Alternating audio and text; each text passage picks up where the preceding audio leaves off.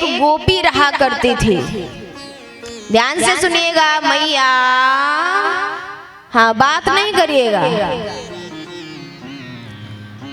वृंदावन में एक गोपी रहा करती थी, तो वो गोपी नित्य प्रतिदिन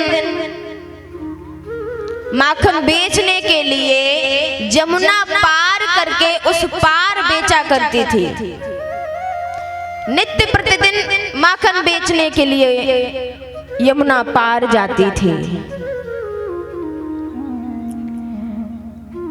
तो यहाँ एक बार जैसे कि आपके यहाँ कथा चल रही है, उसी प्रकार गोपी ने, जब गोपी माखन बेचने गई तो वहां उसने यही देख लिया कि यहाँ कथा हो रही है।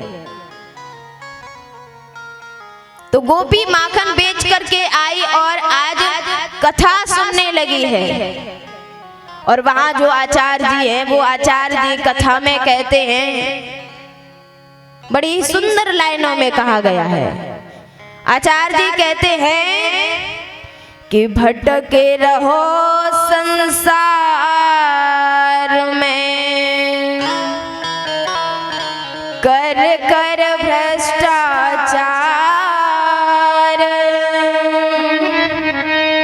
भवसागर से जीव ये कैसे जावे पार।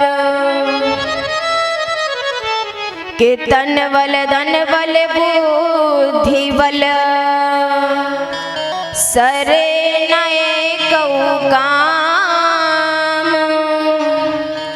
और एक बार मुख से कहो जय श्री राधे श्याम।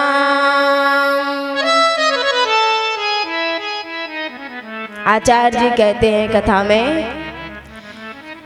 कि हमारे भव सागर की नैया जो है वो कृष्ण के माध्यम से चल रही है। और अगर हमने नैया को पूरा उन पर छोड़ दिया तो एक ना एक दिन प्रभु उस नैया को किनारे जरूर लगा देंगे। अब जब यही बात कही, गोपी के माइंड में बैठ गया, दिमाग में बिल्कुल बैठ गया कि आचार्य जी क्या कहते हैं। अब गोपी ने सोचा, मन में विचार किया कि जो आचार्य जी हैं वो कह रहे हैं कि भवसागर से नैया प्रभु पार कर देंगे, तो क्यों ना हम रोजाना यमुना नदी में, यमुना नदी से नाव को लेते हैं और नाव से उस पार जाते हैं, तो क्यों ना हम प्रभु राधे श्याम नाम लेकर के उस पार चले जाएं। ध्यान से सुनिएगा, गोपी क्या सोचती है कि आचार्य जी ने कहा था राधे श्याम नाम लेने से भवसागर से पार हो जाओगे। अब वो सोचती है कि हम रुपए जो हैं वो क्यों बर्बाद करें, जब राधे श्याम नाम लेने से नाव से पार हो रहे हैं तो हम बर्बाद क्यों करें। अब वो गोपी जाती है यमुना नदी पे और यमुना नदी के किनारे जाती है, राधे श्याम का नाम लेती है। आज मन से बड़े भाव से कहती है कि मन से कहती राधे श्याम, हो मन से कहती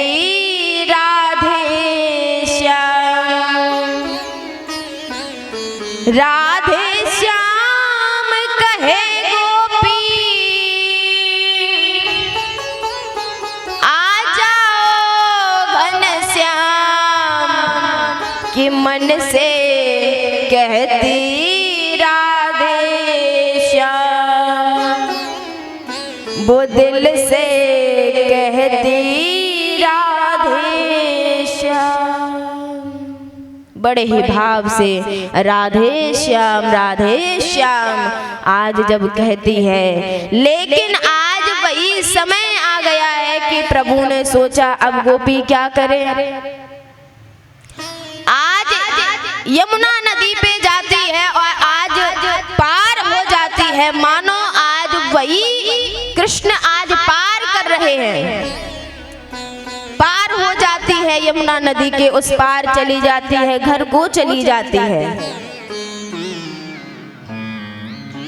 अब जो ही घर को जाती है इसी प्रकार क्रम चलता रहा, आती जाती रही। अब उसने मन में विचार किया कि भाई आचार्य जी के माध्यम से जो हमारे पैसे बच रहे हैं, क्योंकि नित्य प्रतिदिन हमें नाव वाले को देने थे, क्योंकि उस पार जाते थे तो हमारा खर्चा होता था, और अब मेरा खर्चा होता नहीं है क्योंकि राधे श्याम नाम लेने से। अब विचार करती है कि आचार्य जी ने जब मुझे राधे श्याम नाम दिया तो क्यों ना हम आचार्य जी का अपने घर पर निमंत्रण करें।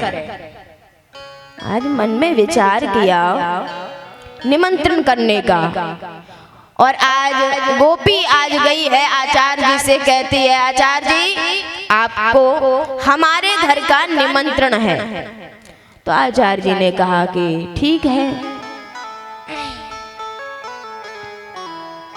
आज आचार्य जी बढ़िया तैयार होते हैं, और जो ही तैयार होते हैं अब गोपी के साथ में जाते हैं। अब भाई आचार्य जी मन में विचार कर रहे हैं कि नाव में बैठेंगे और तब उस पार जाएंगे, लेकिन अभी क्या पता था कि गोपी क्या करने वाली है। अब तो गोपी राधे श्याम नाम ले और गुरुजी से बोले कि गुरुजी आप भी बोलिएगा। तो आचार्य जी विचार करते हैं ये बाबरी तो नहीं है गई कि भाई राधे श्याम नाम लेने से कभी भव सागर से पार तो होते हैं, क्या हम नाव से भी पार हो जाएंगे। अब भाई आचार्य जी को अपने अंदर विश्वास नहीं है, श्रद्धा नहीं है भगवान के प्रति, लेकिन गोपी को बड़ी श्रद्धा है। अब गोपी बार बार कहती है आचार्य जी आप नाम लीजिएगा। अब गोपी जब यूं ही कहती है, गुरुजी कहते हैं कि शायद है ये मुझे चुड़ैल मिल गई है, ये मुझे मारने वाली है, अब मैं क्या करूं। तो अब हाथ पकड़ करके आज गोपी यमुना नदी में कहती है कि अब चलिएगा। आज गोपी भी जाने लगती है, और जब गोपी जाने लगती है तो पानी के ऊपर पैरों को रखती है और वो चलने लगती है। अब गुरुजी विचार करते हैं कि भाई ऐसा कभी हो सकता है, इंसान कभी चल सकता है नहीं, शायद है ये मुझे मारने वाली है। और अब गोपी कहती है गुरुजी कि गुरुजी बोलो राधे श्याम, गुरुजी बोलो राधे श्याम, गुरुजी बोलो राधे श्याम।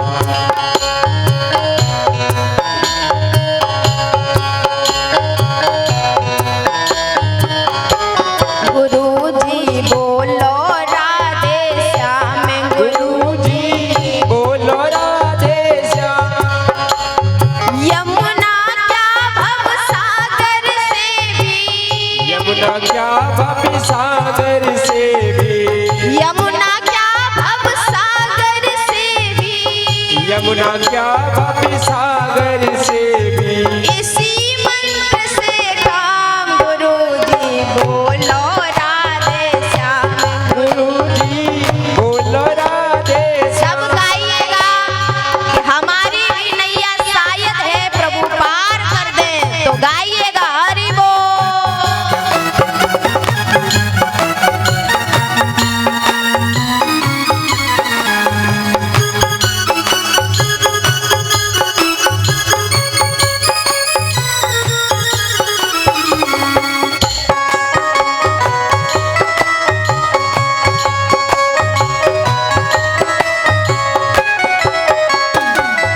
अब यहाँ गोपी है, गोपी कहती है कि आप गुरुजी आइएगा और अब चलिएगा पानी में, और गोपी तो पानी में चलती है। अब गुरुजी सोचते हैं, विचार करते जुड़े।